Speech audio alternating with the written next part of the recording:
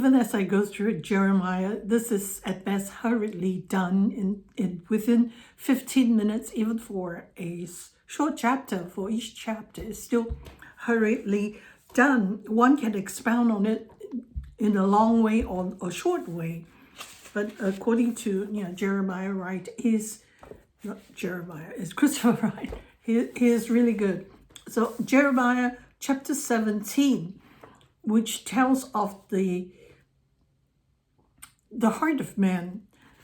Definitely, we've heard this before. Verse 9, the heart is deceitful above all things and desperately wicked. Who can know it? I, the Lord, search the heart. I try the reins, even to give every man according to his ways and according to the fruit of his doings. So what we sow, we reap. God has already embedded that into life, so we don't need to search any far. So the start of Jeremiah 17, the sin of Judah is written with a pen of iron and with the point of a diamond. It is graven upon the table of your heart, of their heart, and upon the horns of your altars. Which means that as we draw further and further away from God, the heart of flesh that he has given us become calcified. It becomes hardened, that becomes stone. Later on Jeremiah, the promise is, I will replace your heart of stone with a heart of flesh. So when we see people, the stubbornness, the heart has been calcified. It's gone further and further away from God and become a heart of stone. And that sin is edged. How do you write on stone? Sin is edged with a diamond point. Diamond point. Today we still use diamond to cut glass because it's so diamond is so strong, that cuts through anything. So the heart of stone is edged with a diamond point, edged with sin. And God describes the sin in verse 9. The heart is deceitful above all things. Who can know it? No one, and the human eyes cannot see it. Even I, as I read another commentary on Jeremiah, the darkness of the human heart, that most of us reserve some kind of thing in the darkest recesses that we take out and enjoy it when nobody's looking. We think nobody knows it. They see only our religious facade. We go to church, or in this case, they go to temple. They do this, that, or the other. But inside, they harbor sin. And what sin? Verse 2 says, so it's not sin inside their own heart, but on the horns of the altar. The altar is of God. That means in their worship life too. It's not, and it goes on further to describe the seriousness of it. Verse 2, while their children remember their altars and their groves by the green trees upon the high hills. So their Baal worship is under every green tree, on top of every high place. There's an altar. They worship, there's temple prostitution going on there. And the children, it's a family affair. Understand that. Your parents do it, the children sees it and does it. See, I think in previous chapters we've gone through Jeremiah where he says that the father brings in the wood, the children bring in the wood, the father starts a fire, the mother bakes the cakes to offer to the Queen of Heaven. Usually Queen of Heaven in ancient days means a pagan goddess, in this case Ishtar, the god of the people around them, of the Canaanites. So it becomes a family affair. Even these are Jewish people. These are the Hebrews, the people of Judah, the people of Jerusalem. No matter, they do that. And what does God say to these people? This is a sin, and every action reaps a reward. So God will repay, period, end of story.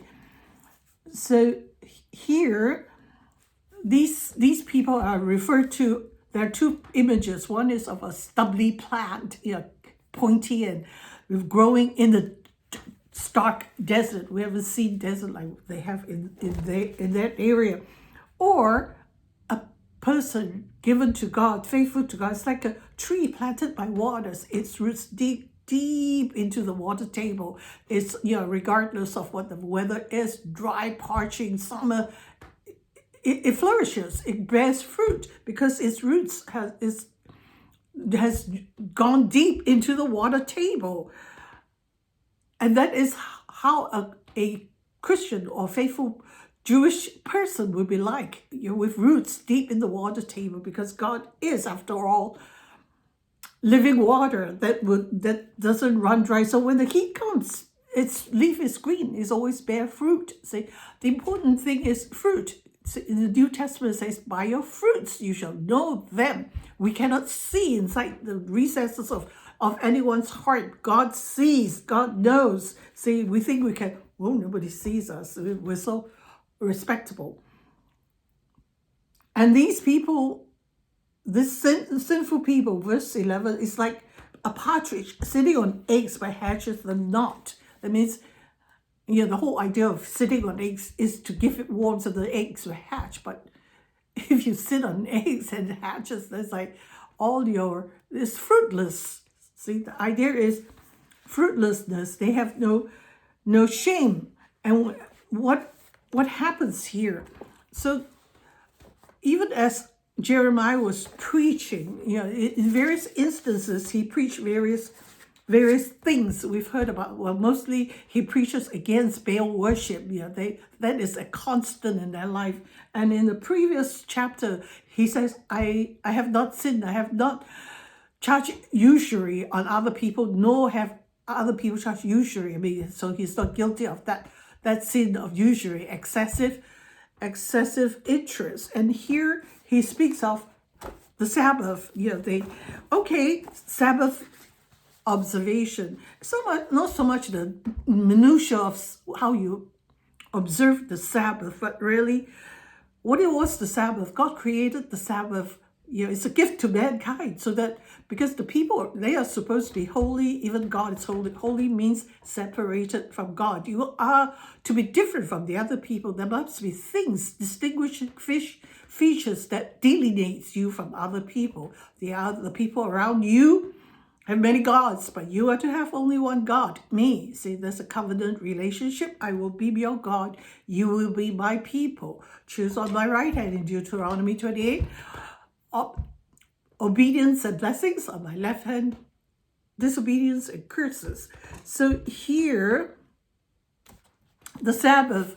So it's talking about Sabbath observation, verse 19 onwards. And you're supposed to, it's a day of rest for mankind, for animals, for servants, slaves, and everything. God gave this Sabbath to Hebrews all these laws, God says, is out of love to protect you, so that everybody knows their bounds and not to exceed it. It's out of love that if you obey them, it will protect you. Protect your neighbors from you from your neighbors. If everybody knows their place, we would be safe. So it's people who disregard these commandments of God that things go awry on earth. So here it speaks of more about the day of rest, that the people around them, they don't have festivals or day to honor God and stuff like that.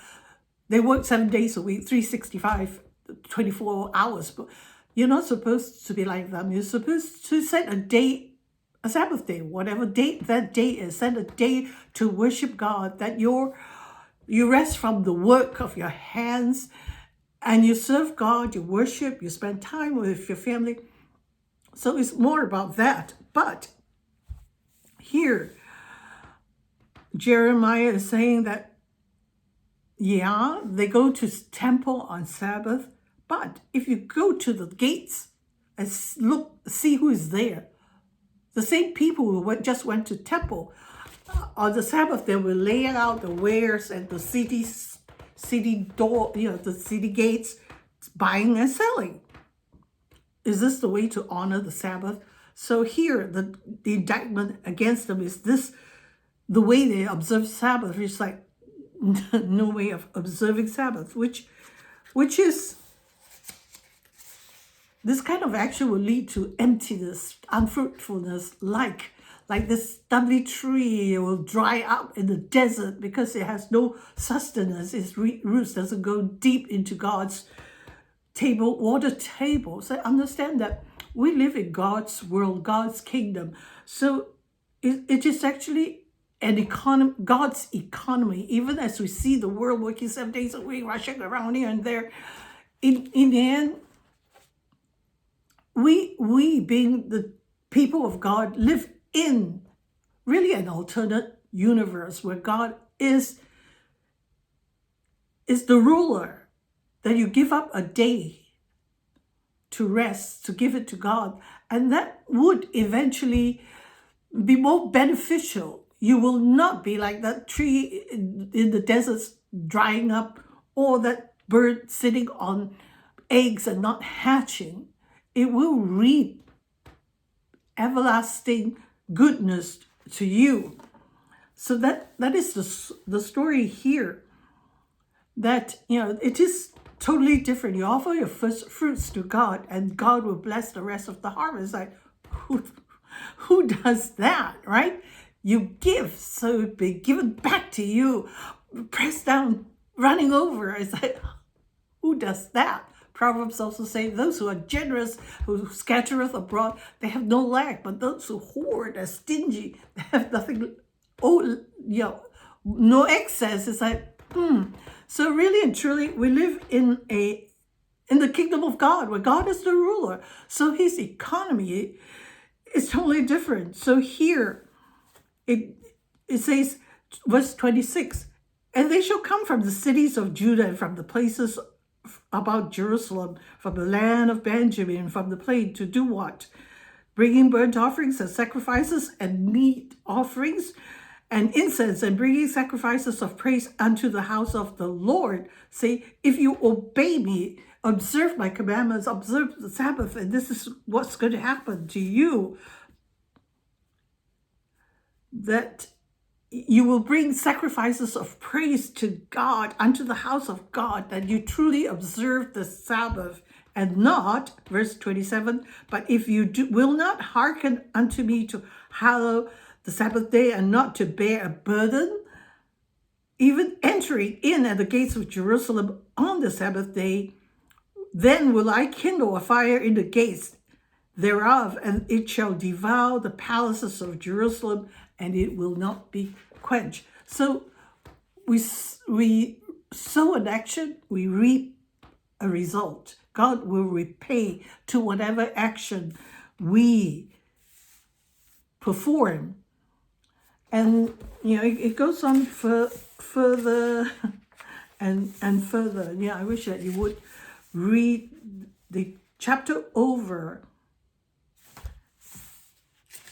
and honor the Sabbath day, not so much the Sabbath day, Saturday, but set aside a time to really worship the Lord, and which is what I'm going to do right now.